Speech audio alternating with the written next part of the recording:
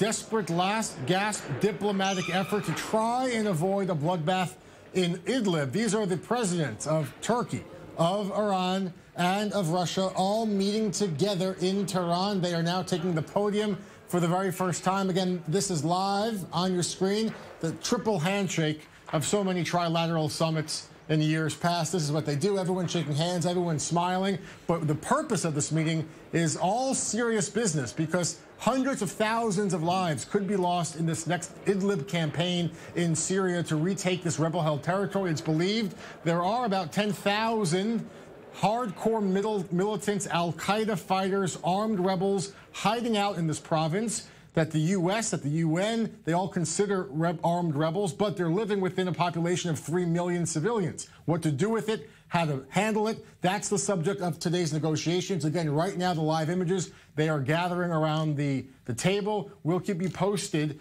on the importance of this. For another perspective, let's go to Tehran this morning, where correspondent Igor Jadonov filed this report. Topping the agenda is the situation in Idlib. This northern Syrian province has become a safe haven for thousands of terrorists who fled there from all across Syria. Well, according to the United Nations, the al-Nusra Front, the ex-Al-Qaeda in Syria, has a 10,000-strong presence there. So indeed, a force that has to be taken into account. And so obviously the first thing Russia, Turkey and Iran want to do is get rid those lands of terrorists. But this won't be the only focus of the talks. They will also be discussing the political transition in Syria, as well as how the refugees, the return of the refugees from abroad and those who have been displaced internally. Now, something of an elephant in the room is that the Syrian president, Bashar Assad, is absent at the talks, well, on Syria. What this could be an indication of is that the Syrian president is indeed trusting its allies, Russia and Iran, to promote also Syria's interests at the talks. Turkey has their own horse in this race too. I mean, Idlib is a haven also to a bunch of Turkish-backed groups who are against terrorists, and so obviously Ankara wants to define their role in the battle. Well, Russia, Turkey, Iran and Syria, in this sense, all of them are banded together by a common cause, and that is driving terrorists out of Syria. I mean, Idlib is the only region where radical jihadists have a significant foothold. Also, Iran and Turkey are both interested in, well, preventing the Kurds from gaining a significant political weight in Syria too. So all of that make the talks in Tehran very, very interesting to watch, and we will be bringing you the latest. I'm Igor Jadonov reporting for I-24 from Tehran. Again, our report from Tehran. Let's go back live now. The opening statements here of this important conference, this summit between the presidents of Iran, of Turkey, and of Russia. Rouhani now has the microphone. They will speak about what to do with Idlib to see if there's the possibility of a diplomatic end to this crisis that both the UN and America warn will be an absolute bloodbath if there is a full military assault. With me in studio, I have our diplomatic correspondent, Ellie Hochenberg, and international investigative reporter and correspondent, Martin Himel. We'll leave these images up because of how significant they are in the world today. But Martin, let me ask you first, what's at stake for each of these countries? They're not all on the same page about their goals or their prognosis for the future. What's the importance of coming together today with the fate of Idlib in the balance?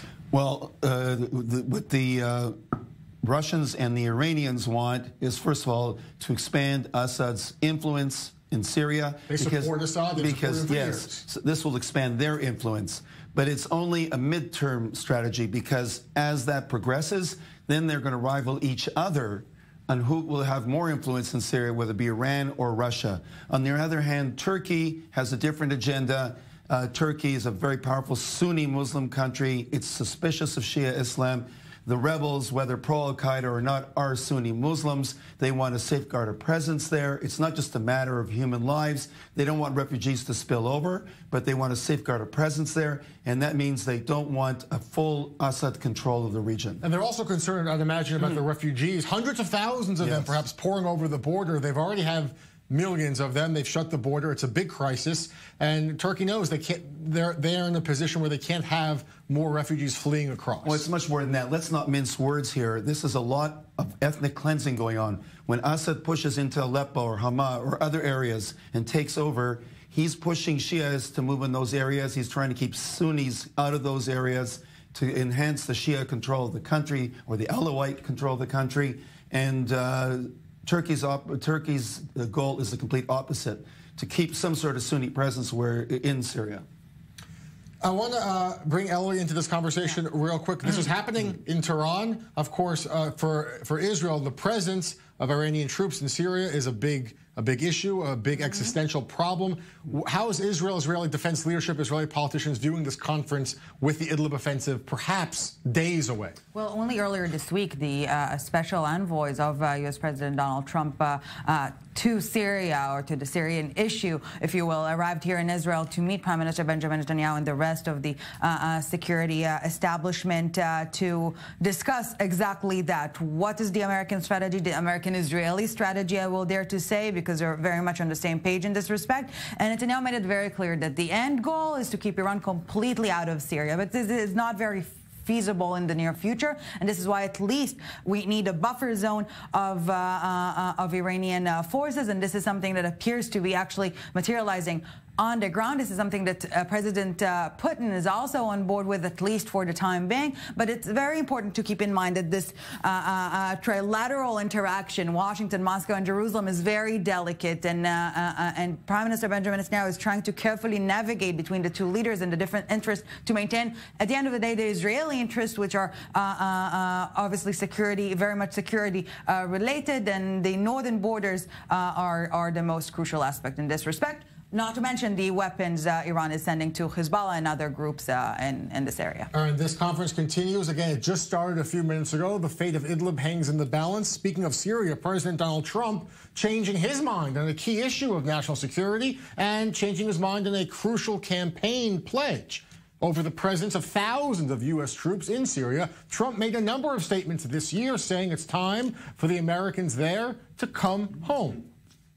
I want to get out. I want to bring our troops back home. I want to start rebuilding our nation. We will have, as of 3 months ago, $7 trillion in the Middle East over the last 17 years. We get nothing out of it. Nothing. Think of it, $7 trillion over a 17-year period. We have nothing except death and destruction. It's a horrible thing. So it's time. It's time. In fact, back in April, Trump actually instructed his military leaders to plan for the withdrawal. But months later, now, a key Trump advisor and a crucial voice on the American policy in Syria says the president has changed his mind. U.S. Special Envoy for Syria, James Jeffrey, told reporters yesterday that the roughly 2,000 American troops deployed in Syria will stay in Syria indefinitely. Those comments come as Bashar al-Assad's government, backed by Russia, prepares for that Idlib assault. The UN warning still hundreds of thousands of people could be killed, the U.S. troops going nowhere. With me still in studio, I want to ask Martin about those comments. Right. James Jeffrey also said the new mission, the evolving mission for America's presence there is the removal of Iranian forces. We heard Ellie say, realistically, that's not happening anytime soon. It may not happen ever. So really, are these troops here indefinitely now in Syria? Well, I got to tell you, it's a bit of a game changer. True, they're not going to physically take out the Iranian forces, but they can make it much harder for Iranian forces to get from Iran, Iraq, into Syria. The Americans are in eastern Syria. They work with the Kurds. They're on the border with Iraq, and they can make it much harder for them to get in. And let's not forget, if Iran expands or does something that threatens Israel, well, they have to look behind them now if they face the Israeli border, because American troops are there, while they're also facing the Israeli forces. It's also telling the Russians, you don't have a total free hand there anymore. And let's not forget that Donald Trump earlier this week also said that he's not going to sit by and just watch a total bloodbath in Idlib. So I'm sure that's also a discussion going on at this summit as well. A lot of moving parts. We'll stay on top of it. Thanks for that analysis. Again, the key is